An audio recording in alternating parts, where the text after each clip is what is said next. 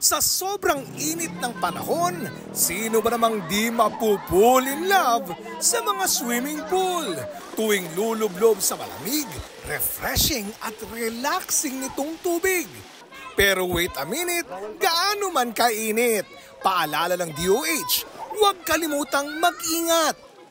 Dahil kung ang pool na iyong pagliliguan ay di regular na nalilinis, maraming sakit ang pwedeng makuha dito. You get bacterial infection, skin disease, pag accidentally nakainom yung bata, pwede siya magtae. So very important na reminder sa ating mga resort owners na dinadagsa. Paano naman kaya ang mga inflatable o pop-up pool na nagsulputang parang mga kaputi ngayong tag-init? Para kay John Lawrence, mas mainam na raw ito kesa mag-outing pa.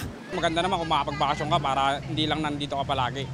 Kailangan makapaglayo-layo ka rin. Kaso wala rin budget ngayon kaya ito lang muna. Dagdag pa ng DOH. After swimming, mag-shower ka. Soap and water. Thorough shower. Thorough shower. Huwag mong isipin na malinis ka na dahil nag-swimming ka sa public pool.